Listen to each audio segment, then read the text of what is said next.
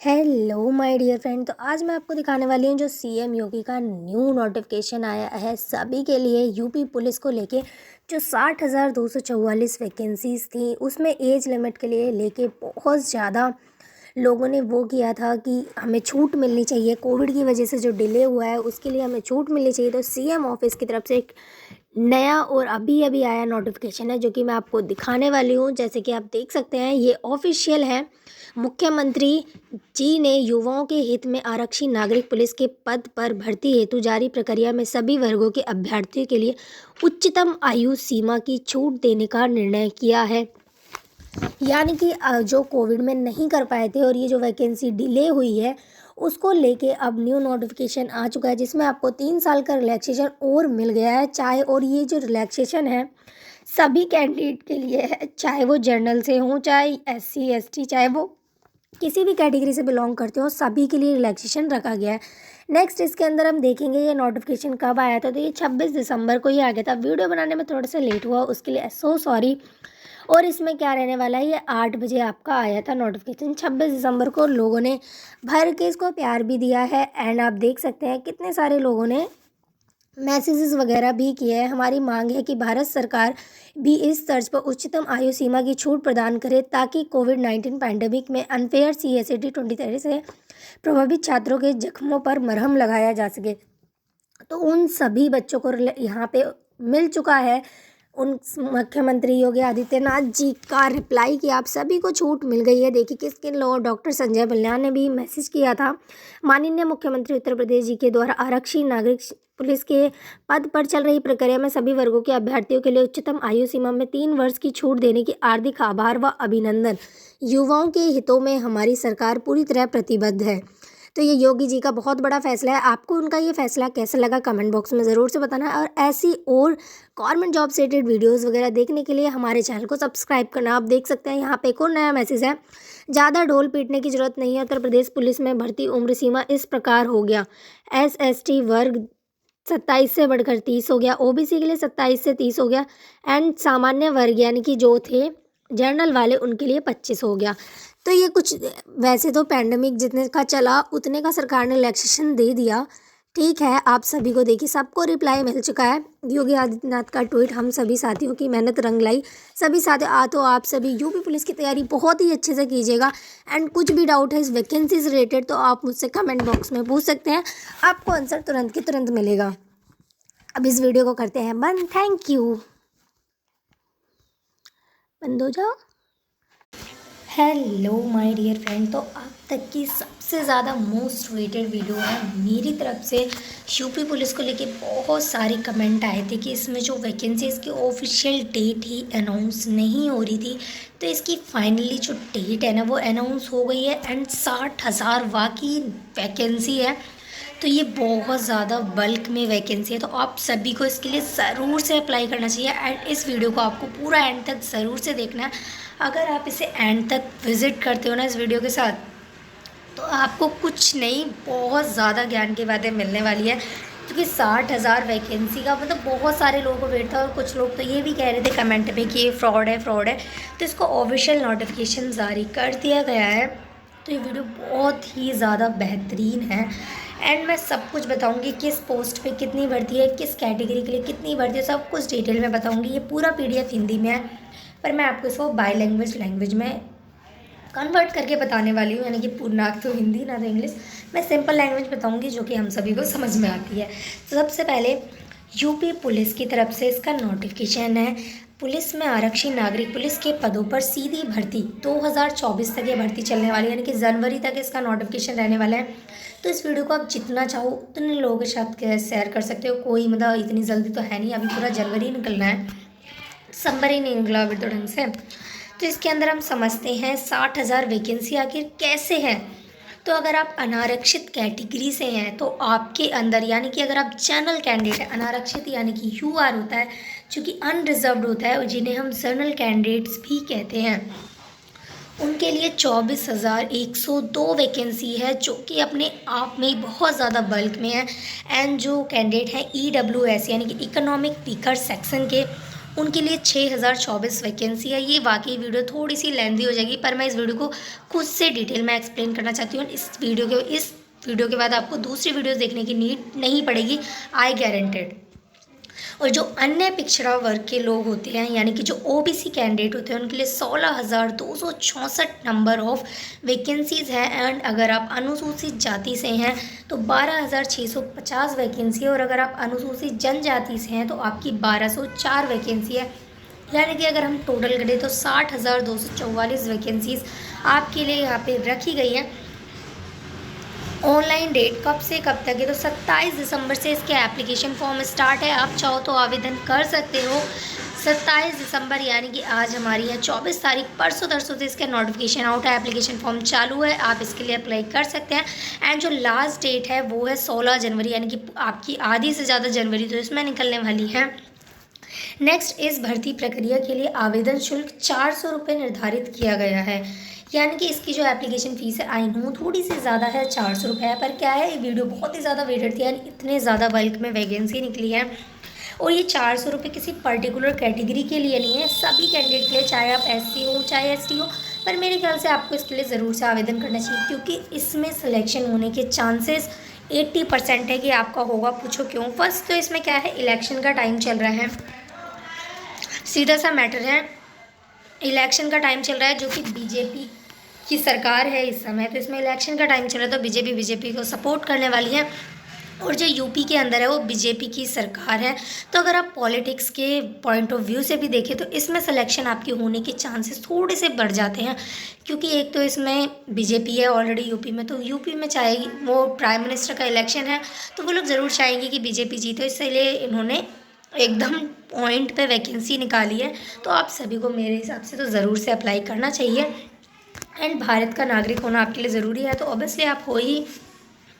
Next, इसमें आपसे कितनी वो मांगी गई है, एजुकेशन क्वालिफिकेशन। भारत में विधि द्वारा स्थापित बोर्ड द्वारा 10वीं एवं 12वीं कक्षा उत्तीर्ण या सरकार द्वारा मान्यता प्राप्त उसके समक्ष अर्हता होनी आवश्यक है। यानी कि 10th पास हो तो भी अप्लाई कर सकते हो, 12th पास हो तो भी अप्लाई कर सकते हो, तो क्या जा रहा है, अप्लाई बस आप कर दो। 10th पास वाले भी अप्लाई कर सकते हैं, और 10th पास तो नॉर्मली जो भी मेरी वीडियो देख रहा है वो 100 में से 99% लोग 10th पास होंगे। एंड 12th पास तो कुछ होंगे कुछ नहीं होंगे, कोई गवर्नमेंट जॉब जल्दी चाहता है, तो कुछ टेंशन वाली बात ही नहीं, आप आराम से अप्लाई कीजिए, इसके लिए सिलेक्शन होने के चांसेस बहुत ज़्यादा है। एंड इसमें आपका 10th-12th पास होना जरूरी है। आवेदन करते समय अभ्यर्थी को अपेक्षित शहर अवश्य धारित करनी होगी तथा उसकी अंक तालिका अथवा प्रमाण पत्र तत्समय उसके साथ उपलब्ध होने चाहिए। अपेक्षित शैक्षिक अर्हता हेतु परीक्षा में सम्मिलित हुए अपियर अथवा सम्मिलित होने वाले अपीयरिंग अभ्यर्थी पात्र न होंगे। यानी कि जब आप इसके लिए अप्लाई करें तो आपके पास सारे डॉक्यूमेंट्स आपके हाथ में होने चाहिए। यानी कि 10th से अप्लाई कर रहे हो तो 10th का होना चाहिए, 12th से अप्लाई कर रहे हो तो 12th का होना चाहिए। नेक्स्ट, आपकी एज लिमिट कितनी मांगी गई है, तो एज लिमिट कितनी चाहिए, तो 1 जुलाई 2023 के बेस पे आपकी एज काउंट की जाएगी। और अगर आपको एज काउंट करना नहीं आता है कि हम अपनी एज को किस तरीके से काउंट करें, तो उसके लिए भी एक ट्रिक है मेरे पास, जो कि मैं इसी वीडियो में आपको बताने वाली हूँ। अगर आपकी डेट ऑफ बर्थ 2 जुलाई 2001 से लेके 1 जुलाई 2005 के बीच में है तो आप इसके लिए अप्लाई कर सकते हैं, उसके बाद की नहीं होनी चाहिए, क्योंकि मैं भी अभी इसके लिए अप्लाई नहीं कर सकती हूँ, नहीं तो मैं ज़रूर से अप्लाई करती इसके लिए। हमारा अभी 18 साल भी नहीं हुआ, पर होने वाला है, ठीक है। तो इसके बाद का नहीं होना चाहिए। तो 2 जुलाई 2001 से लेके 1 जुलाई 2005 के बीच में अगर आपकी डेट ऑफ बर्थ है तो आप इसके लिए अप्लाई कर सकते हैं। 18 साल से लेके 22 साल के बीच में अगर आपकी एज है तो आप इसके लिए अप्लाई कर सकते हैं। नेक्स्ट, महिला अभ्यर्थी ने दिनांक 1/7/2023 को 18, यानी कि ये था मेल कैंडिडेट के लिए, ये मैंने आपको नहीं बताया, सॉरी, ये था आपका मेल कैंडिडेट के लिए। और अगर आप फीमेल कैंडिडेट हैं तो यहाँ पे आपको रिलैक्सेशन मिलेगा, यानी कि 18 साल से लेके 25 साल। फीमेल की जो एज है 18 साल से लेके 25 साल के बीच में होनी चाहिए। एंड अगर हम बात करें और चरित्र की बात करें तो अभ्यर्थी का चरित्र ऐसा होना चाहिए कि वह सरकारी सेवा में सेवा योजन के लिए सभी प्रकार से उपयुक्त हो सके। यानी कि इसमें ऐसा कुछ नहीं है आपका कैरेक्टर वगैरह का मतलब ये है। कि आपका मतलब कि जो FIR वगैरह होती है ना, ये सब ऊट-पटांग, इन सब में आपका लफड़ा ना हो। ऐसे भी अगर है थोड़ा बहुत FIR, तो मतलब अगर है तो उसका मतलब सॉर्ट आउट, मतलब इतना बड़ा इशू नहीं होना चाहिए, बस ऐसा है। एंड अगर बात करें आपकी मैरिड लाइफ की, अगर आप मैरिड हैं तो भी आपका सिलेक्शन हो जाएगा। बस कुछ कंडीशन हैं, जैसे कि अगर ऐसा कोई अभ्यर्थी है जो कि पात्र नहीं होगा, इसकी एक से अधिक बीवी हो, यानी कि एक से अधिक का मतलब ये है जैसे आपकी पहली शादी हो चुकी है और वो भी ज़िंदा है और दूसरी वाइफ है वो भी ज़िंदा है, तो ऐसे का नहीं होगा। अगर पहली वाइफ मर गई है उसके बाद आपकी दूसरी शादी है तो आपका चल जाएगा। नेक्स्ट, आपका जो मेडिकल हेल्थ वगैरह है ना, सब कुछ काफ़ी अच्छा होना चाहिए। उत्तर प्रदेश पुलिस आरक्षी तथा मुख्य आरक्षी सेवा नियमावली 2015 हेतु भर्ती का प्रक्रिया क्या है। तो अगर आपको ऐसा लगता है कि मैं झूठ बोल रही हूँ, तो ये रही इसकी ऑफिशियल वेबसाइट, वहाँ पर जाके आप इस PDF को डाउनलोड कर सकते हैं। इवन अगर आपको चाहिए तो आप मुझसे मांग भी सकते हैं।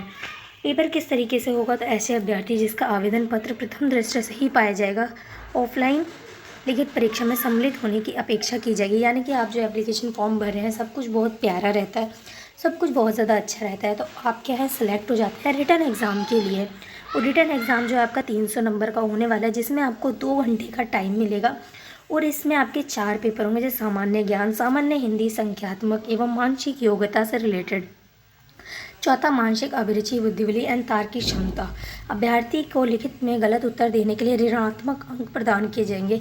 यानी कि अगर आप इसमें क्या है, घुमा फिरा के बात यह है कि इसमें 4 पार्ट में आपका पेपर होगा, जिसमें अगर आपका कोई क्वेश्चन गलत जाता है तो आपकी नेगेटिव मार्किंग भी होगी। एंड इसमें टोटल आपके 150 क्वेश्चन होंगे, यानी कि पर क्वेश्चन आपका 2 नंबर का यहाँ पे पढ़ने वाला है, जिसमें प्रत्येक सही उत्तर के लिए विद्यार्थी को 2 अंक, मैंने पहले ये बता दिया, सही क्वेश्चन जाएगा तो 2 नंबर मिलेगा, और अगर गलत होगा तो 0.5 नंबर की इसमें नेगेटिव मार्किंग रखी जाएगी। और ये जो पेपर आपका होगा ये OMR सीट पे रहने वाला है। अभ्यर्थी की संख्या के अनुसार लिखित परीक्षा का एक ही दिन आपको एकल पाली में अथवा एक से अधिक पाली में, ये आपकी जानने की बात नहीं है, उनकी टेंशन है कि उन्हें कैसे हैंडल करना है। एप्लीकेशन फीस हम किस लिए दे रहे हैं, कि हम टेंशन लेके हम कहाँ बैठेंगे। लिखित परीक्षा के लिए विस्तृत प्रक्रिया का अवतरण बोर्ड द्वारा किया जाएगा और इसे यथा समय, यानी कि लिखित परीक्षा जो आपकी OMR सीट पे होगी तो फैक्ट है। और ये OMR सीट जो होगी उसमें आपको करना है, अगर आपको नहीं पता OMR सीट को किस तरीके से भरा जाता है एंड इसका पेपर किस तरीके से होता है OMR सीट वाला, तो आप मुझसे कमेंट बॉक्स में बता सकते हैं। मैं उस पर भी एक डिटेल वीडियो ले आऊँगी कि आखिर जो ये OMR सीट है ये है क्या, क्योंकि मेरे कॉलेज में ना पेपर होते रहते हैं OMR सीट पर, तो मुझे इसका अच्छे से आइडिया है, तो मैं आपको समझा पाऊँगी। नेक्स्ट, इसमें फिजिकल स्टैंडर्ड टेस्ट होगा एंड डॉक्यूमेंट वेरिफिकेशन होगा। और अगर आपको नहीं पता कि डॉक्यूमेंट वेरिफिकेशन 2024 में क्या रूल्स बने हैं डॉक्यूमेंट वेरिफिकेशन के, तो उसकी एक डिटेल वीडियो है जो कि मेरे डिस्क्रिप्शन बॉक्स में आपको मिल जाएगी। वो वीडियो आपको ज़रूर से कान खोल के सुन लेना, कि ज़रूर से उस वीडियो को देख लेना है। सब कुछ उसमें मैंने डिटेल में बताया 2024 के हिसाब से, तो वो पूरे साल काम होने वाला है। आपकी एक ही वीडियो एक ही बार मैंने मतलब बना दिया था ताकि आप सभी का काम हो जाए। एंड फिजिकल स्टैंडर्ड होगा, डॉक्यूमेंट वेरिफिकेशन में यही होता है, मेनली आपके डॉक्यूमेंट्स वगैरह को चेक किया जाता है। एंड फिजिकल स्टैंडर्ड टेस्ट की बात करें तो इसमें जो आपकी हाइट को मेज़र किया जाएगा कि हाइट सही है यानी, तो हाइट का मैं बता देती हूँ। अगर आप जनरल कैंडिडेट हैं, OBC कैंडिडेट है, अनुसूचित जाति के पुरुष यानी कि मेल कैंडिडेट की मैक्सिमम जो हाइट होनी चाहिए कम से कम 168 सेंटीमीटर होनी चाहिए। एंड अगर आप ST कैंडिडेट हैं और मेल हैं तो आपकी 160 सेंटीमीटर होनी चाहिए। जनजाति का मतलब होता है, ठीक है। एंड इसमें सीना की बात करेंगे, चेस्ट कितनी होनी चाहिए, तो चेस्ट जो है आपकी कम से कम 84 सेंटीमीटर होनी चाहिए फुलाने पर, और अनुसूचित जाति वालों की 77 सेंटीमीटर होनी चाहिए बिना फुलाए, और फुलाने पे 82 सेंटीमीटर आनी चाहिए। न्यूनतम 5 सेंटीमीटर का, यानी कि कहने का मतलब यह है कम से कम आप जब अपना सीना मतलब फुला रहे हैं तो कम से कम 5 सेंटीमीटर तो होना चाहिए।